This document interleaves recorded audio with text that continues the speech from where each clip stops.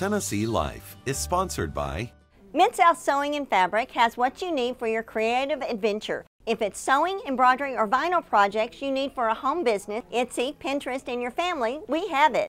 Mid-South Sewing sells Brothers Sewing and Embroidery machines and the latest scan and cut crafting machine. Mid-South Sewing and Fabric in the Gallery Shopping Center. Tennessee Life is also brought to you by The Flower Pot.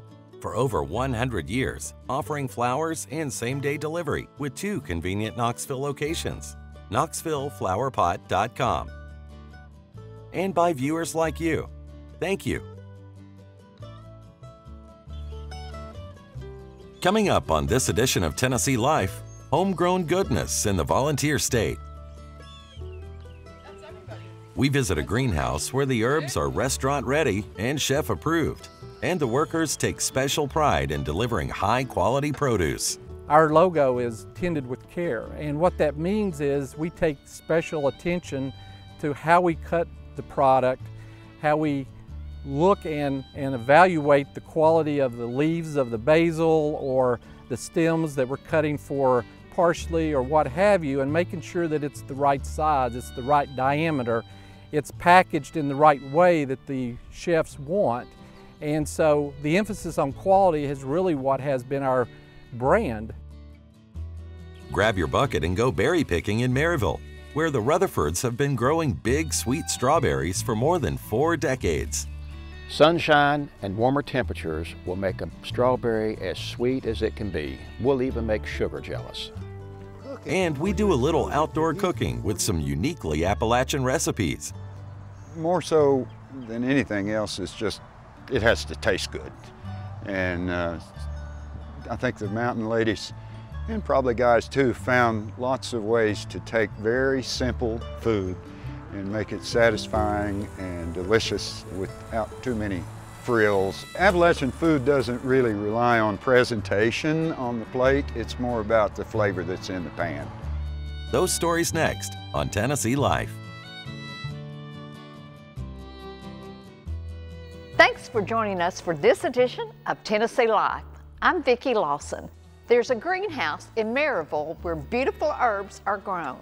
Local chefs have come to depend on special growers for their fresh ingredients for their menus. But this organization's mission is about much more than produce. Hey guys. Hey. How are you all?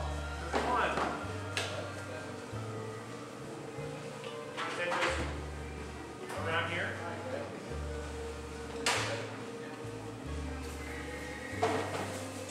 How's it going today? Very good.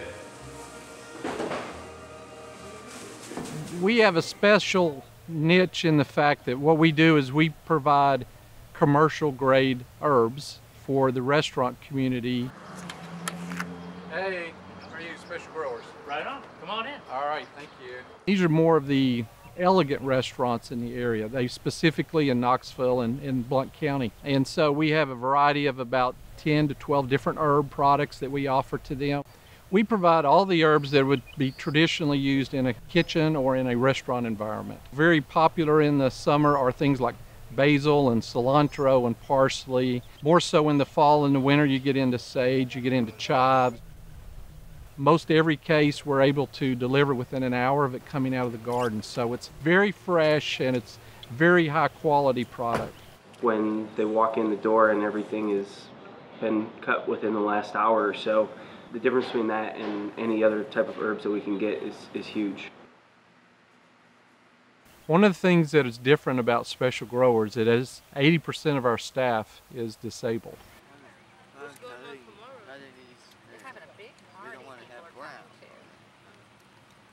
Our staff here does everything that we do, from building the boxes that we use on the outside to, you know, the harvesting and the planting that we do, the maintenance that we do here.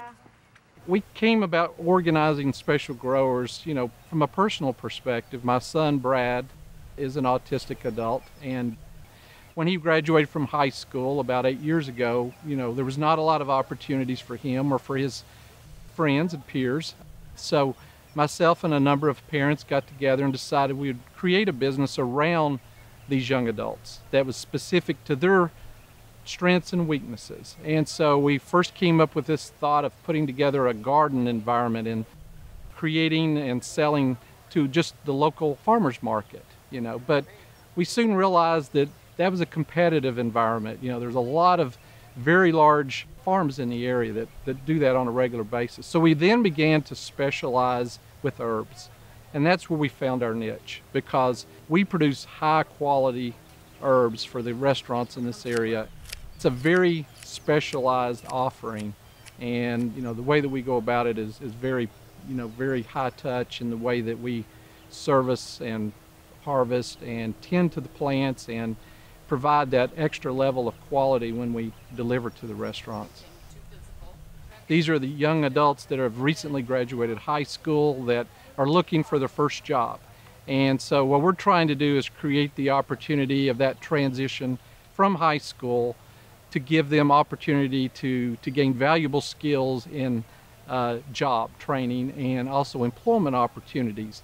We help them, you know, create their resume. We help them with a reference. We help them to take the step out of high school into the employment world and make that transition very reasonable and very safe for them to prepare them for the future opportunities they may have.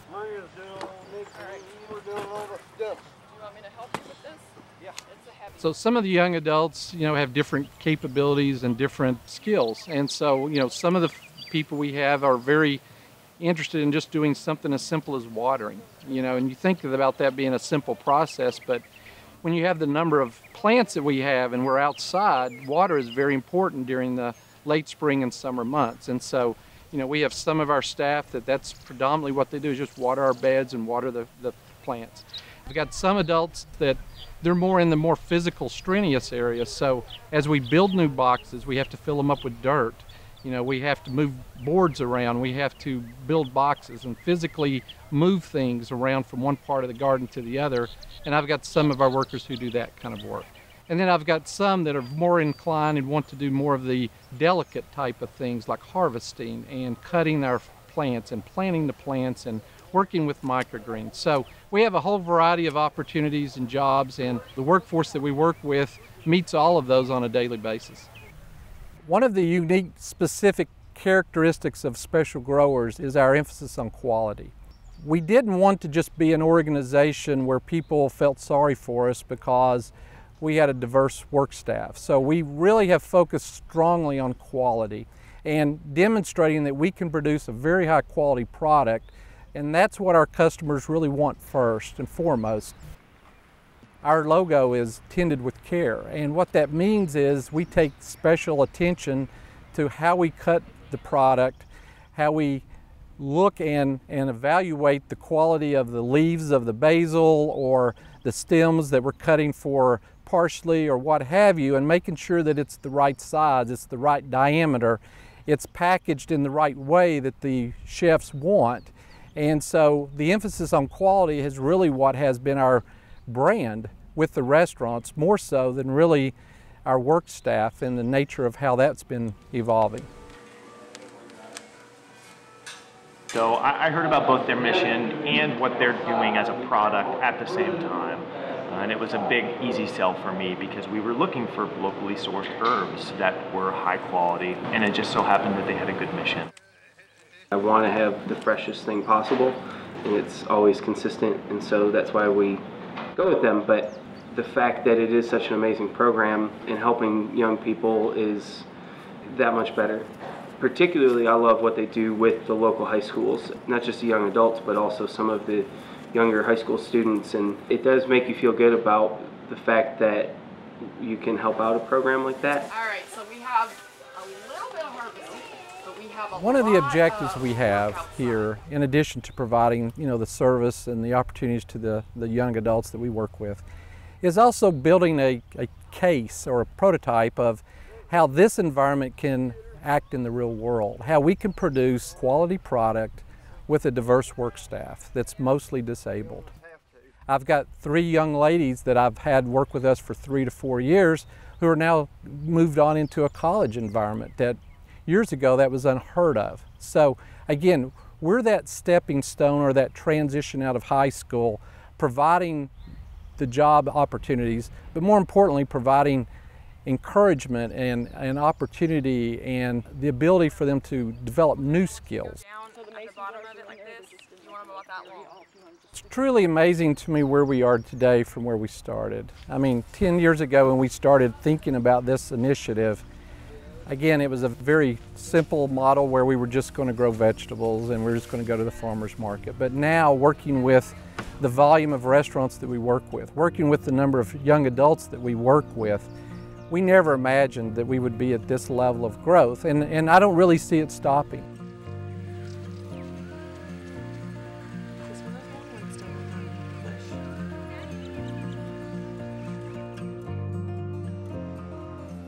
Later on Tennessee Life, recipes from the garden that are rooted in Appalachia. But first, a little strawberry picking and sampling in Maryville.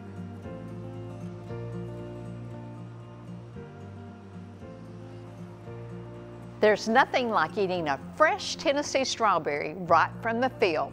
For more than 40 years, Rutherford Farms in Blount County has grown them, so you can pick them.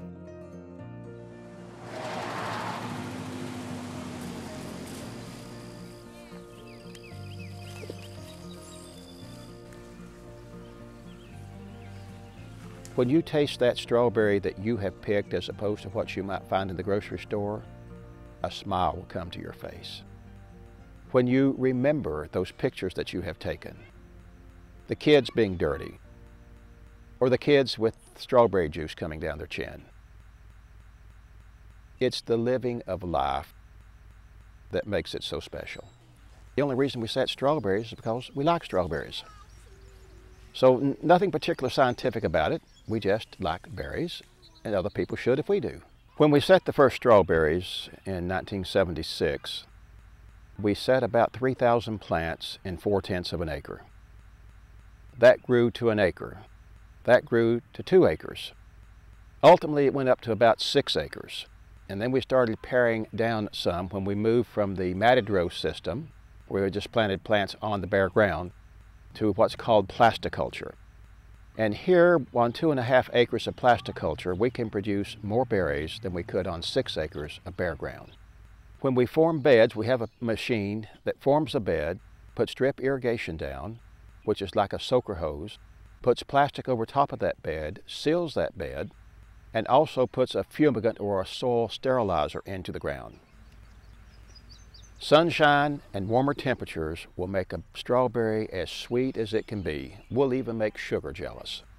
We are very fortunate to have a soil that is high in potassium.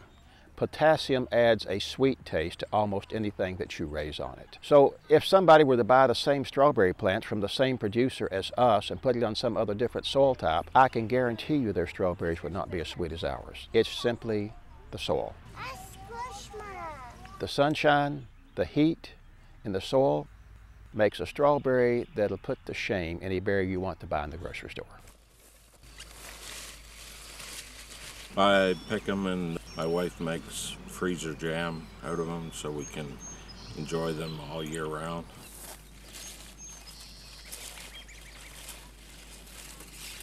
They certainly taste a lot better than what's available in the local stores, so just the taste is much better, fresher.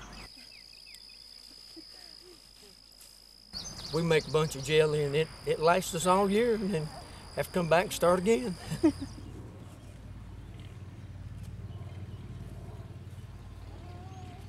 Remembering back, a lot of folks would bring their grandchildren out here. Now these people come out and tell us, I'm bringing my children here because my grandmother or my granddaddy brought me.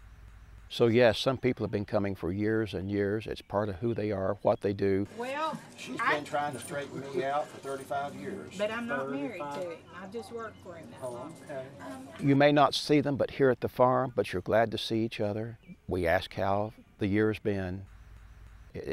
We encourage almost the old courthouse front yard or front porch mentality where folks would sit and whittle, if you remember that when you were growing up. And so we tell stories here, we tell lies here, but we enjoy each other. Like hunting Easter eggs. Strawberries are my favorite of all the fruits, so it's worth it to me. But I didn't know they had such a following and so many people picking. There are times I know we have at least 200 people a day out here. During the process of an 8 to 9 week season, there will be thousands of people in here from multiple counties. We even have people who plan their vacations to come here and visit family during strawberry season. We have people who take every year strawberries up to Michigan, to Minnesota, strawberries down to Alabama and Georgia, strawberries into South Carolina. They coordinate their visiting family or vacation so they can pick strawberries. I know it's going to be like this, I'd worn my boots. With all the rain we have had, it has created standing water on occasions in some of these rows. Folks know to expect this. They laugh about it. They say, I brought my boots today, I learned last time. We do keep a hose back here so we can wash them off if we need to. We wash people's feet off, their boots off. We have mud scrapers down here. But the mud is real. We started with strawberries, but by the late 1970s, we looked for a companion crop and we started setting broccoli. Broccoli has become a rather popular crop here, even folks lining up when it comes in. We're constantly getting requests at the picking stand, when will the broccoli be here? When will the broccoli be here? So we set about 1,500 plants this year. And as time has increased, we've started with cauliflower, cabbage, romaine lettuce. One of the big surprises has been the beets. We're up to now probably selling 40 or 45 bushels of beets every year that come in during the same time frames as strawberries do. Plus green onions, yellow crookneck squash, zucchini squash, all of which comes in during strawberry season. This is something you love and you do it because it gives you fulfillment. I enjoy the challenge, I enjoy the people as a rule. I enjoy raising things, seeing things grow. It's physical, it's mental, it's spiritual. It just adds everything to my life that I'm looking for.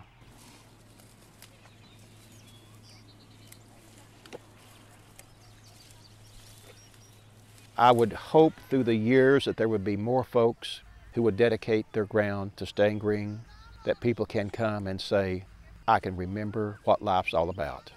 And that's what we hope to offer. So we do see that from grandparents bringing grandchildren out to mama and daddies bringing children on their backs out. Even when my boys were small, I would put them on a backpack on my back and come out and hoe in the strawberries.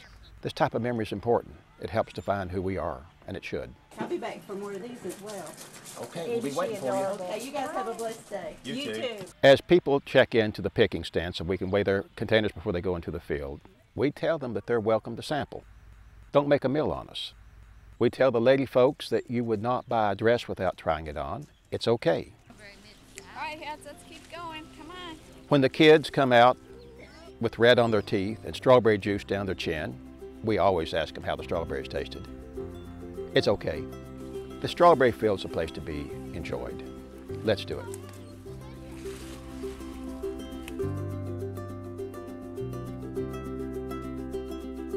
It's hard to beat a home-cooked meal with freshly picked ingredients. We meet up with gardener and author John Tullock as he picks produce and whips up a meal with ancient roots from his book, Appalachian Cooking.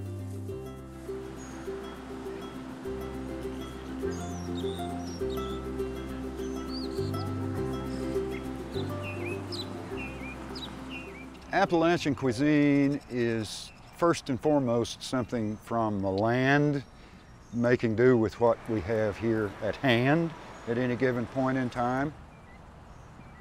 We have, of course, the old saying around here, you know, use it up, wear it out, make it do or do without. It also reflects a very strong tradition of frugality, maybe, for lack of a better term. Don't waste anything. Prepare in the summer for the hard times that are going to be around in the fall. Appalachian food doesn't really rely on presentation on the plate. It's more about the flavor that's in the pan. I'm John Tullock. I am retired. I'm a gardening expert, I guess you can say, but primarily I'm a writer. I've written about 20 books over the last 30 or 40 years, and I teach gardening classes here at the University of Tennessee. Well, this current book is Appalachian Cooking, and the goal was really twofold. One, was to share some of the recipes that I learned about growing up and that people still treasure as traditional recipes. And also I wanted to counter the notion that Appalachia is a place of backwardness and that the culture doesn't move. And so I've taken trouble in the book to talk about a lot of the modern twists and turns that we have here. I say we have pho, but we also have sweet tea. We have sushi, but we still eat cornbread. There's a past and a present here that I think people need to know about. I grew up in Greenville, Tennessee on a farm. My maternal grandparents ran the farm. There's 70 acres or so. I can't remember how young I was when I first started helping the garden. My grandparents always had about an acre of vegetables, several acres of corn, so it was a family farm. My grandmother was an excellent cook. My mother was an excellent cook. And I'd help them do everything from helping my grandfather when we killed hogs in February, all the way to helping my grandmother break beans and can tomatoes and things like that in the summer. We didn't think it was anything special. It was just the way you lived your life. As I got older, I came to the University of Tennessee eventually and started cooking for myself originally, of course, and then started cooking for friends. The gardening and the cooking all kind of came together. You kind of get tired of peanut butter and crackers after a while, so I decided I better learn how to do some cooking. Right now we're at the kitchen garden at the University of Tennessee Gardens. The University of Tennessee Gardens is the official botanical garden of the state of Tennessee. So everything we have around us here that you see that is painted purple is some way an edible plant. So we have herbs, we have edible flowers, and things that people are more familiar with like cabbage and kale and okra and so on here in the kitchen garden. We're also surrounded by things like blackberries and fig trees. In doing the research for this Appalachian cookbook, I learned a lot about how food really ties us to our history, and not only our family history, but also to the history of the country. A lot of the food that we eat came from the people we encountered when our European ancestors first came over here in the 17th century. So it gives me not only a sense of connection back to my grandparents and my family members, but also to the history that we're so richly endowed with here in the East Tennessee region. If I had to choose one food crop that connects everything together about East Tennessee cooking and the South in general, it would have to be corn. They used to call East Tennessee the land of hogs and hominy, and of course you can't have hogs without the corn either. Tennessee is actually, in my opinion, probably one of the best places in North America to be a gardener because we have a very mild climate, so it's cold enough in the winter to give a lot of things the right dormancy, but it's warm enough in the summer that we can grow all of those things like tomatoes and okra and peppers that like hot weather. Beans and corn, of course, are the two primary ingredients in this dish we're going to make, succotash. As long as you have fresh corn, the other vegetables can be varied. So what we're going to do, we're going to use the carrots and the green onions in the succotash, and we're going to thicken the sauce with some of the okra, and we're going to decorate it with edible flowers. Succotash is actually an ancient dish. The name comes from the Narragansett, that would be New England Indians. And over the years, since it was introduced to the colonists, over the intervening period of time, it's really evolved. Most of the time, if you see succotash, it will be corn and lima beans, as at least those would be the two major components. But chances are the Narragansetts never heard of a lima bean. They won't grow up in New England anyway. And so any kind of bean has become a thing to include in succotash. And then we include other things like herbs and onions and carrots and so forth to boost the flavor. The cycle of being able to see seeds germinate in the spring and in the summer turn that into something delicious, maybe even preserve it for the winter use. That's a very satisfying way for me to continue to be connected to the cycle of life. I just think it's cool when people go, wow, that, you know, came from seed and here we got cucumbers 3 months later. The wow factor is what I hope they take away, because if you're passionate about something, you're going to keep at it, and you'll get to be a better and better gardener as the seasons go by.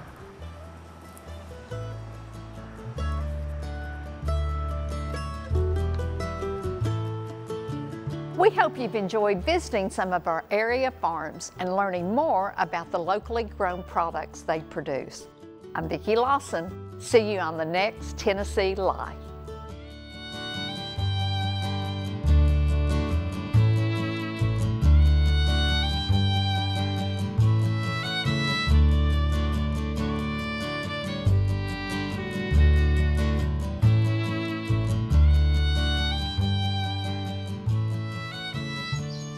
Tennessee Life is sponsored by Mid-South Sewing and Fabric has what you need for your creative adventure. If it's sewing, embroidery, or vinyl projects you need for a home business, Etsy, Pinterest, and your family, we have it. Mid-South Sewing sells Brothers Sewing and Embroidery machines and the latest scan and cut crafting machine. Mid-South Sewing and Fabric in the Gallery Shopping Center. Tennessee Life is also brought to you by The Flower Pot. For over 100 years, offering flowers and same-day delivery with 2 convenient Knoxville locations. KnoxvilleFlowerPot.com. And by viewers like you. Thank you.